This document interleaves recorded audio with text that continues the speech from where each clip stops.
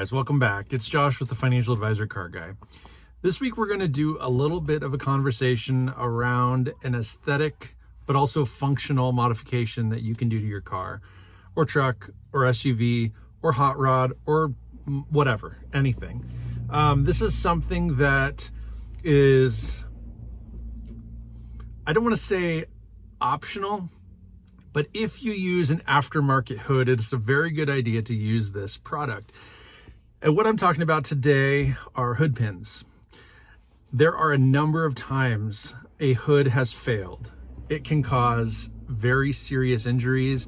It can cause accidents. It can cause damage to the occupants of the car. It can really spiral out of control in a hurry. I've never had a hood latch failure. I've never experienced what that would be like, but I've had several cars with hood pins for that reason. So let's just talk about it, right? So hood pins, there's various styles. There are various models and makes and colors and all those different options.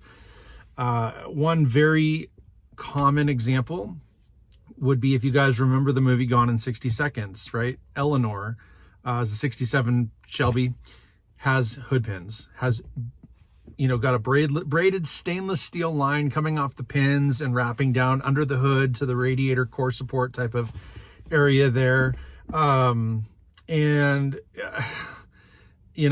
one of those things that as a kid or as a young adult, I always thought they were more cool looking than they were functional. But the truth is, as I've aged and as I've had a lot of cars with various modifications, I've learned that, something as simple as a hood pin can truly save someone's life. If I'm going 70 miles an hour down the highway and I have a fiberglass or a carbon fiber hood on my car, and let's say the latch itself fails, that hood is going to not only fly back, but it could fly clear off the car. I mean, it could snap off the car and go flying back and hit cars behind you. It can make people swerve. It can make you swerve. It can make you slam on your brakes. A number of things are going to happen when and if that hood flies off.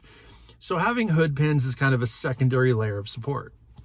Now, once upon a time, I had a Mitsubishi Lancer, and on that Lancer, I had a body kit to make it look like an Evolution, right? If you guys probably know these cars, Evos, Mitsubishi Evo, it looked like an Evo 7.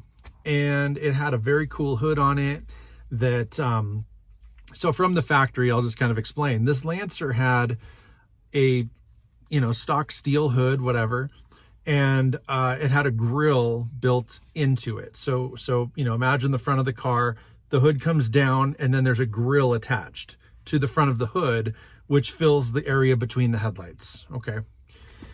Now, on the Evo 7, that grill section was actually attached to the lower part of the bumper, and the hood was flat and smooth, and it closed, being flush with the top of the headlights in that middle grill. So I had to sort of convert the front clip to kind of work with this new body kit, and in doing so, I lost functionality of the hood latch. So this fiberglass hood that I had did not have a hood latch built into it. Now, I could have bondoed and fiberglassed and maybe even riveted and, whatever, a latch to the hood.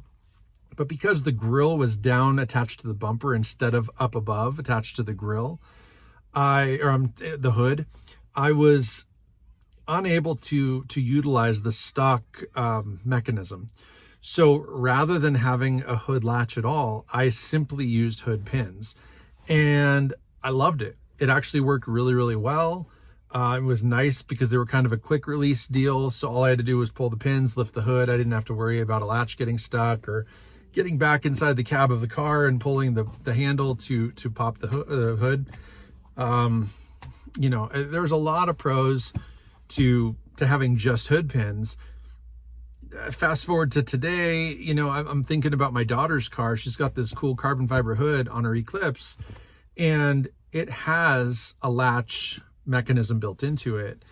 It does, it does close and click and lock, but who's to say that that's strong enough? I mean, if that carbon fiber got a crack in it maybe not even carbon fiber. Let's just talk about fiberglass hoods, alternative hoods, even steel hoods. If it doesn't have a latch on it, they're not perfect, right? They're not bulletproof. If you're driving 70 down the street and something flies up and hits the front of the hood, or even a big gust of wind or whatever, and it disrupts that bond, you're in trouble.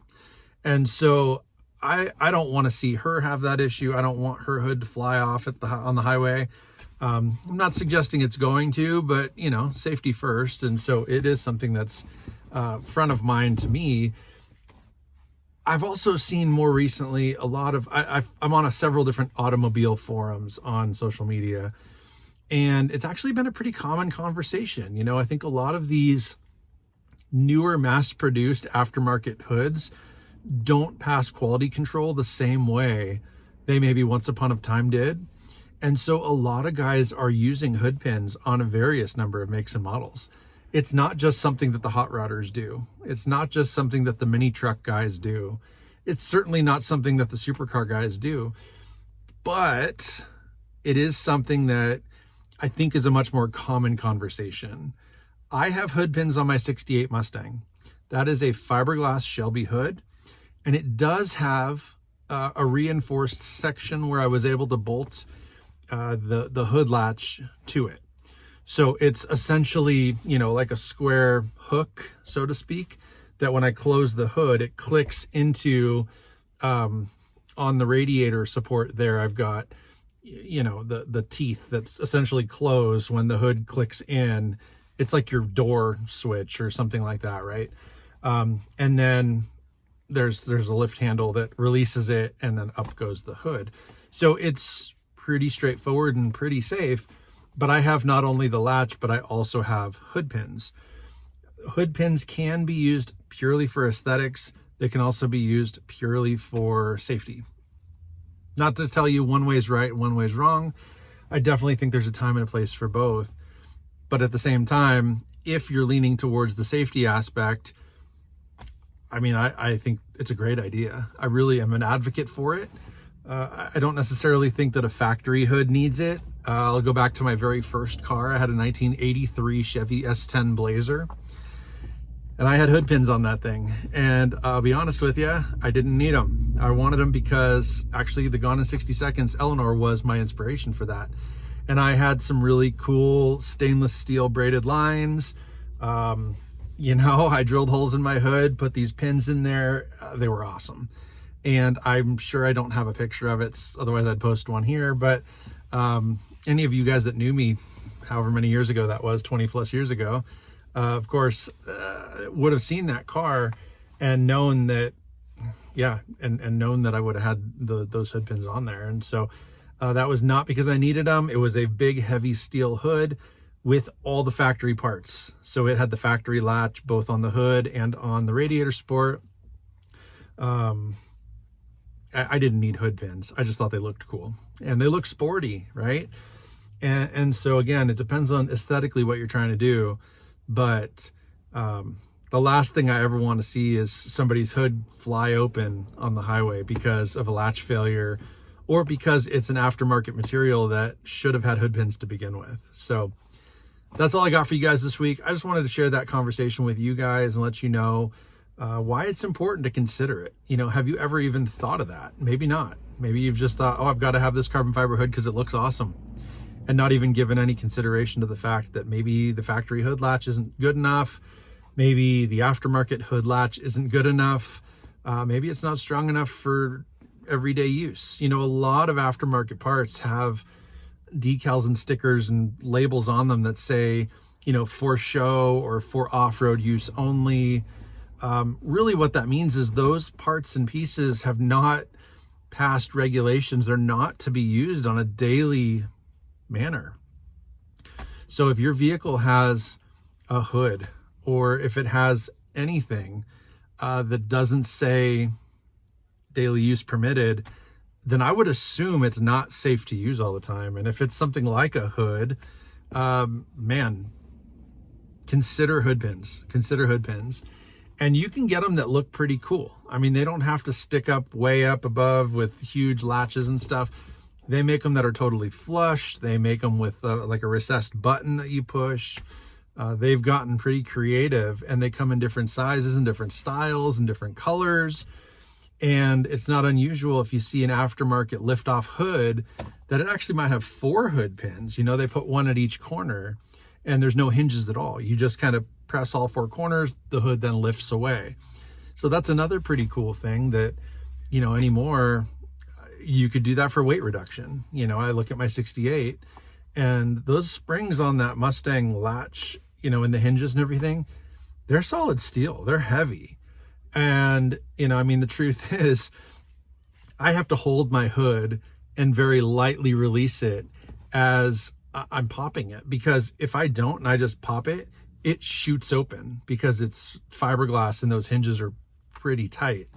Same thing with my trunk lid, right? Same story. It's fiberglass, and there's so much tension in these springs that when I pop that tailgate, or not tailgate, trunk, that thing springs open like nothing. So I have to hold it and kind of lightly lift it. Same with the hood.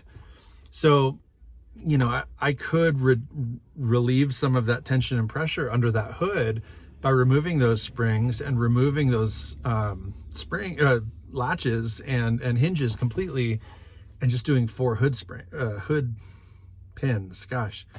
But I don't like how that looks on that particular car, so I'm not going to do that.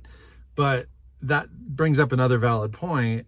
Sometimes those hinges are under so much pressure.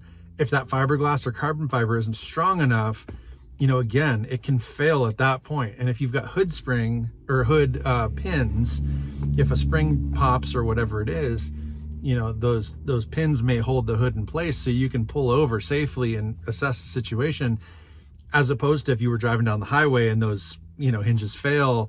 If you don't have the pins, that hood could go flying or worse. And so anyway, I digress. That's all I got for you guys this week.